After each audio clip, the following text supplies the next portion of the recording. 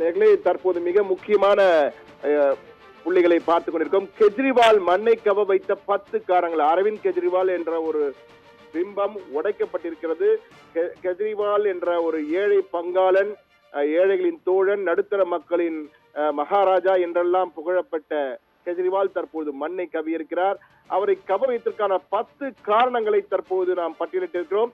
முதல் காரணம், லோக்சபா தேர்தலில் காங்கிரசுடன் கூட்டு, சட்டமன்ற தேர்தலில் எதிராளி என்பதை வாக்காளர்கள் ரசிக்கவில்லை என்பதுதான் இருவருக்குமே தோல்வியை கொடுத்திருக்கிறார்கள். காங்கிரசுக்கும் படுதோல்வி, கெஜ்ரிவாலுக்கும் தோல்வியை கொடுத்திருக்கிறார்கள். முதல் புள்ளி.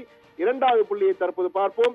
துணைநிலை ஆளுநருடன் தொடர்ந்து மோதல் ஏற்பட்டதால் பல வாக்குறுதிகளை நிறைவேற்ற முடியாத சூழல் கெஜ்ரிவாலுக்கு இருந்தது. அவர் முதலமைச்சராக இருந்தபோதும் சரி, அதற்கு பின் அதிஷி முதலமைச்சராக வந்த பிறகும் தொடர்ந்து அவர்களால் அந்த வாக்குறுதிகளை நிறைவேற்றவில்லை. அது தோல்விக்கு வித்திட்டிருக்கிறது என்றுதான் கூற வேண்டும். என்றால் வாக்குறுதியை நிறைவேற்றாத சூழல் ஏற்பட்டது. மூன்றாவதாக, யமுனை நதியை சுத்தப்படுத்துகிறேன் என கூறி ஜெயித்துவிட்டு 2015 இருந்து 20 அதே காரணத்தை கூறிதான் ஜெயித்தார். ஆனால் திடீரென தேர்தலுக்கு சில தினங்களுக்கு முன், தேர்தல் பரப்புரை தொடங்க சில தினங்களுக்கு முன் யமுனை நதியை விஷமாக்கி விட்டது பஞ்சாப், ஹரியானா என அவர்கள் மீது குற்றம் சாட்டியதை மக்கள் ரசிக்கவில்லை. எனவே அந்த யமுனை நதி பிரச்சனை என்பது பல ஆண்டு காலமாக தூர்வாருகிறேன், சுத்தப்படுத்துகிறேன் என கூறிக்கொண்டு மக்கள் அதை கடைசியிலே விஷமாக்கி விட்டார்கள் என கூறியதை மக்கள் ரசிக்கவில்லை. அது ஒரு தோல்விக்கு முக்கியமான காரணமாக அமைந்துவிட்டது. அதே போன்று பக்கத்து வீட்டு பையன் என்ற வகையில் மக்களை கவர்ந்தவர் கெஜ்ரிவால். அந்த கெஜ்ரிவால் தற்போது கண்ணாடி மாளிகை வீட்டு வாசியாக மாறியது எதிர்மறையாக இருந்தது மக்களிடம் என்றுதான் கூற வேண்டும். அதை பாஜக மிக தெளிவாக எடுத்து சென்றது மக்களிடம். அதனுடைய எதிரொலிதான் தற்போது தோல்வியை காரணமாக அவரே தோல்வி அடைந்து விட்டார். அதே போன்று மதுபான ஊழல் வழக்கில் லஞ்சம் வாங்கிய வழக்கு, அதில் சிறைக்கு சென்றது நேர்மையாளர் என்ற அவருடைய பெயரை பெரிய அளவு சிதைத்து விட்டது.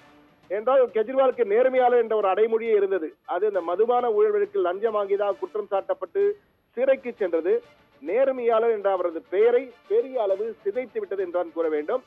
ஆறாவதாக, புதுடெல்லி தொகுதியிலே அரவிந்த் கெஜ்ரிவாலை எதிர்த்து போட்டியிட்ட பாஜக மற்றும் காங்கிரஸ் வேட்பாளர்கள் தனி செல்வாக்கு பெற்றவர்கள். என்றால் காங்கிரஸ் வேட்பாளராக போட்டியிட்ட சந்தீப் தீட்சித், ஷீலா தீட்சித் 3 முறை தொடர்ந்து முதலமைச்சராக இருந்தவரின் மகன், அவருக்கென்று ஒரு தனிப்பட்ட செல்வாக்கு.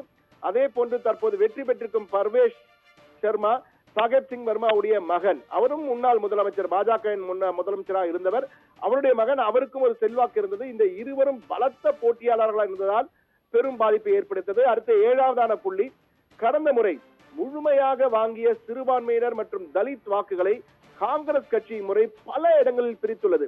இதனால் தான் நீங்கள் பார்த்தீங்கன்னா கெஜ்ரிவாலின் கட்சி பல இடங்களில், குறிப்பாக திரிலோக்புரியில் 392 வாக்குகள், சீமாபுரியில் 1100 வாக்குகள், அதே போன்று மணிஷ்குமார் சிசோடியா 674 வாக்குகள், ஜனக்புராவில் என குறைந்த வாக்குகளே பல இடங்களில் இழந்திருக்கிறார்கள்.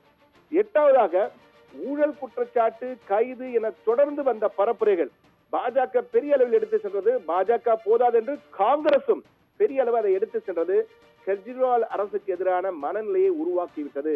இது ஆன்டி இன்கம்பன்சி கேரக்டர், அந்த வேவ் செட் ஆகிவிட்டது என்றுதான் கூற வேண்டும், அரசுக்கு எதிரான அலை. அதே போன்று 9வது புள்ளியாக பார்த்தால், கைதாக்கி சிறைக்கு சென்ற பிறகும் முதல்வர் பதவியை ராஜினாமா செய்ய மாட்டேன், சிறையிலிருந்த அரசாங்கத்தை நடத்துவேன் என அந்த பதவியை பிடித்துக் கொண்டு அவர் தொடர்ந்து அங்கிருந்து இருப்பதாக, முதலமைச்சராக இருப்பேன் என அடம் பிடித்தது கடும் விமர்சனத்துக்கு உள்ளானது. இதுவும் ஒரு பாதிப்பை நடுத்தர மக்களிடையே ஏற்படுத்தியிருக்கின்றதான் கூற வேண்டும். அது மட்டுமல்லாமல் கடைசியாக பட்ஜெட்டில் வந்த வருமான வரி விலக்கு, அந்த 12 லட்சம் ரூபாய் வரை வருமான வரி விலக்கு என்ற பாஜகவின் அறிவிப்பு மிகப்பெரிய அளவுக்கு நடுத்தர மக்களிடம் ஒரு தாக்கத்தை ஏற்படுத்தியிருக்கிறது. அந்த கடைசி நேரத்தில் வாக்களிப்பதற்காக அன்டிசைடட் ஓட்டர்ஸ் என்று இருப்பார்களே, அவர்கள் கடைசி நேரத்தில் வந்த வருமான வரி விலக்கு நிச்சயமாக அவர்களுக்கு ஒரு பெரிய ஆறுதலாக அமைந்திருக்கிறது. அது கெஜ்ரிவாலின் ஆதரவு தளமான நடுத்தர வர்க்கத்தில் பெரும் தாக்கத்தை ஏற்படுத்தி கெஜ்ரிவால் மண்ணை கவுவதற்கான காரணங்களாக அமைந்திருக்கிறவை. எனவே நேயர்களே, இந்த 10 காரணங்களை பட்டியலிட்டால் இவைதான் அவருடைய தோல்விக்கு அடிப்படை காரணங்களாக அமைந்தன. அதாவது நேர்மையாளர், ஏழை பங்காளன் என்ற நேர்மையாளர், ஏழை பங்காளன் என்ற பெயர்கள் அடிபட்டு போனது. கண்ணாடி மாளிகையில் வசிக்கிறார், ஆடம்பரங்களுடன் வசிக்கிறார் என்ற கெஜ்ரிவால் மீதான குற்றச்சாட்டு பக்கத்து வீட்டு பையன் என்ற பெயரையும் சாய்த்தது. இது நடுத்தர மக்கள், ஏழை மக்கள் மற்றும் சிறுபான்மையினர் ஆகியோரிடம் பெரும் சிதைவை ஏற்படுத்தியது, அந்த வாக்கு சிதைவு. அது மட்டுமல்லாமல் காங்கிரசும் தன் பங்கிற்கு கிட்டத்தட்ட 15 to 20% வாக்குகள் கெஜ்ரிவால் கட்சியான ஆம் ஆத்மிக்கு விழ வேண்டியதை மொத்தமாக எடுத்து சென்றதால் இவர்களுக்கு பெரும் பாதிப்பு ஏற்பட்டு கெஜ்ரிவாலே தற்போது தோற்றுவிட்டார். எனவே இந்த 10 காரணங்களும் அவருடைய தோல்விக்கும் அவர் கட்சியின் படுதோல்வி தன்மைக்கும் அடிப்படை காரணங்கள் என்றால் மிகையல்ல.